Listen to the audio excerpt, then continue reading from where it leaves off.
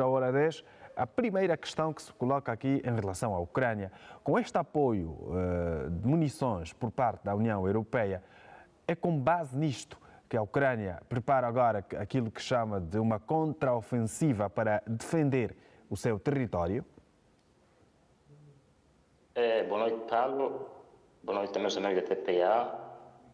Este pacote de munições, sim, tem a sua valência no campo de operações militares do exército ucraniano, porque se prevê o início de uma grande ofensiva na primavera, entre primavera e verão, visto que o inverno terminou, os terrenos têm menos lamacial e estas munições serão úteis para que, em caso de ataques de infantaria, o exército ucraniano tenha todos os meios à sua disposição para ter sucesso. Portanto, é uma decisão importante para o governo ucraniano, porque mostra que o bloco ocidental continua ao seu lado, mas também revela que mais este conflito vai avante, mas este conflito continuará, muito menos disponibilidade de munições haverá, porque há já países que começam a registrar uma redução de estoques de armamento nos seus próprios países, não é? Um sinal de alerta de que este conflito, ao fim e ao cabo, não será resolvido por via militar, mas sim por uma via negocial, que é isso que se espera que aconteça o mais breve possível. Pois, olhando para aquilo que tem sido o desenrolar desta situação e é de domínio coletivo e com estas abordagens que vão surgindo de um lado e do outro, estaríamos aqui perante um cenário de uma União Europeia assumir diretamente o conflito com o fornecimento destas munições?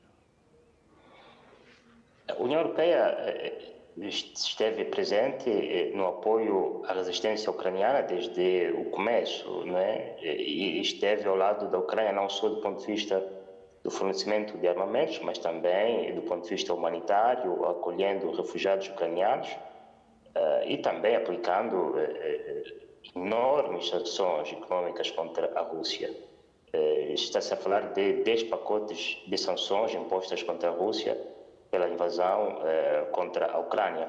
E hoje mesmo até o presidente Zelensky voltou a pedir mais sanções contra a Rússia. Portanto, a União Europeia e os países membros da União Europeia estiveram sempre presentes e este anúncio de envio de munições é só uma ulterior prova do apoio consolidado que tem em relação à Ucrânia.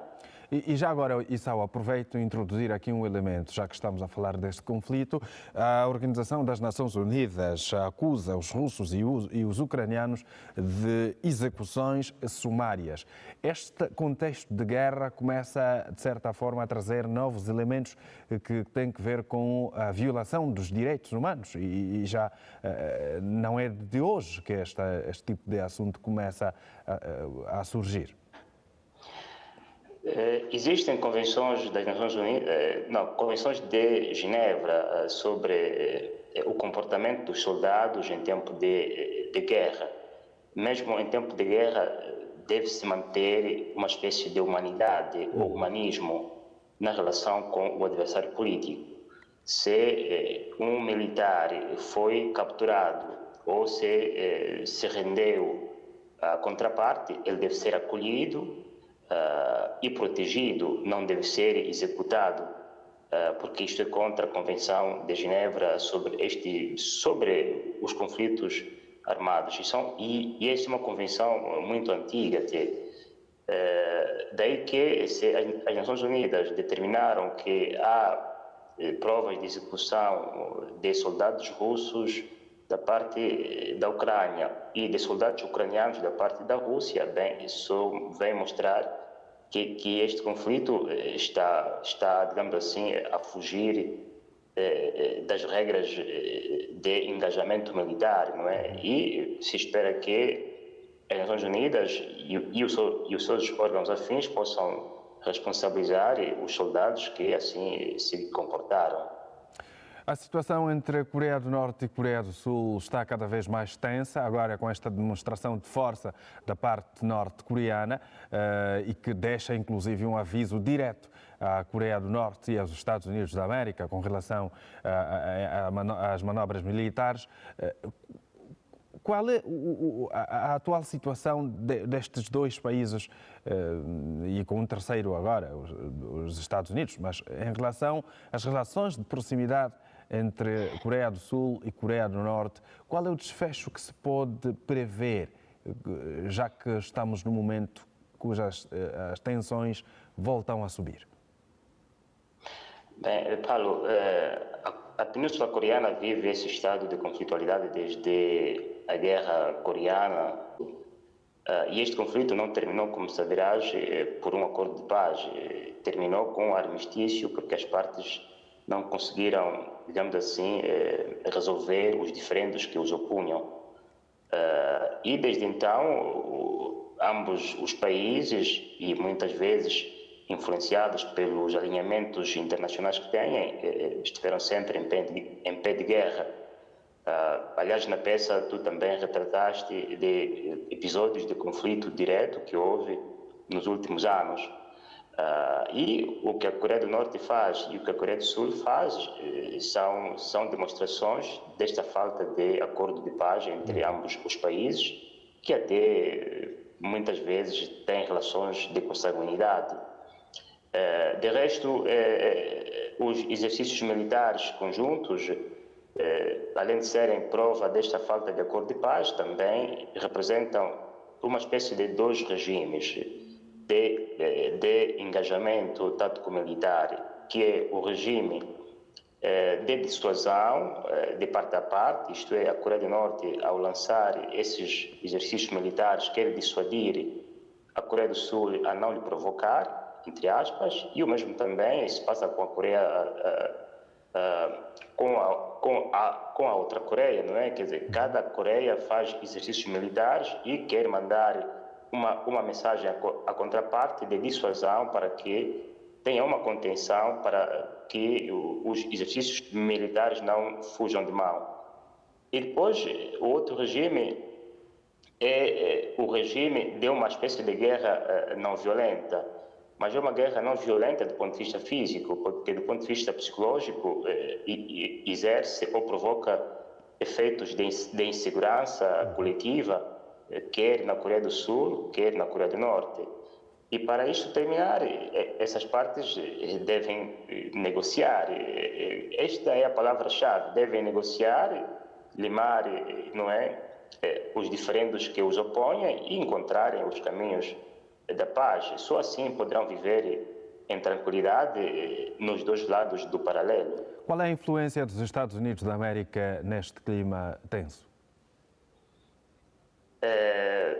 Os Estados Unidos tiveram durante alguns anos a chamada paciência estratégica, que durou alguns anos, mas nas últimas administrações essa paciência estratégica foi, digamos assim, deixada de lado. O papel dos Estados Unidos é um papel de apoio à Coreia do Sul, que é um país aliado seu, e que esta resolução do conflito também pode passar, obviamente, pelo interesse de Washington em ver essas partes desavindas reunidas. Aliás, durante a administração Trump houve esse esforço. Trump teve reuniões ou encontros com Kim Jong-un, só que o elemento de dificuldade é a renúncia das armas nucleares da Coreia do Norte, porque a Coreia do Norte sabe que as armas nucleares são a garantia da sobrevivência do seu regime.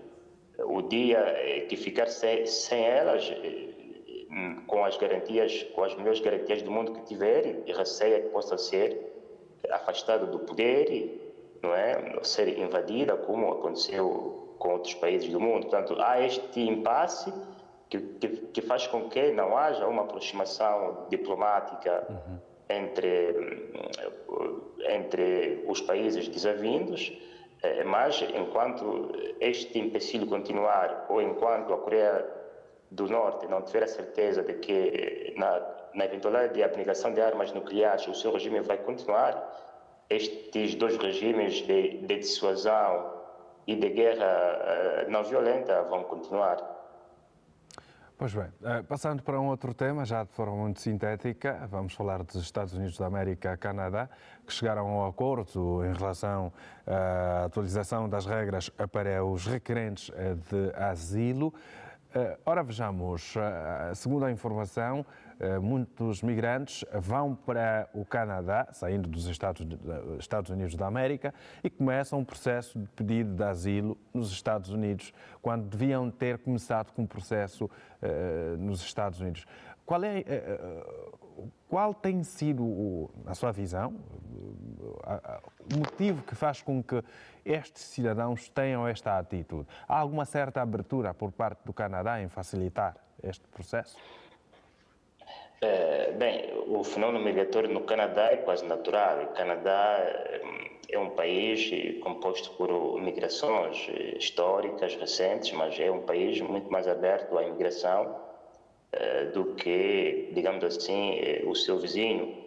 E também a questão da migração é muito menos patente no discurso político ou de dialética política entre os partidos de oposição e do governo do que nos Estados Unidos. Daí que, durante a administração Trump, muitos imigrantes sem documentos nos Estados Unidos imigraram para o Canadá. E agora, mesmo durante a administração Biden, o fluxo ou a pressão de imigração que vem do Sul é constante. E os republicanos, muitas vezes, não estão de acordo. Aliás, há episódios de estados governados por republicanos que mandam autocarros cheios de imigrantes para as residências oficiais de Biden ou de vice-presidente, para mostrar que os republicanos têm uma política migratória mais restritiva do que a atual administração. E, de consequência, com esta renovação deste acordo, se espera que os imigrantes que entrarem pela primeira vez nos Estados Unidos peçam o asilo nos Estados Unidos e não irem para o Canadá e vice-versa.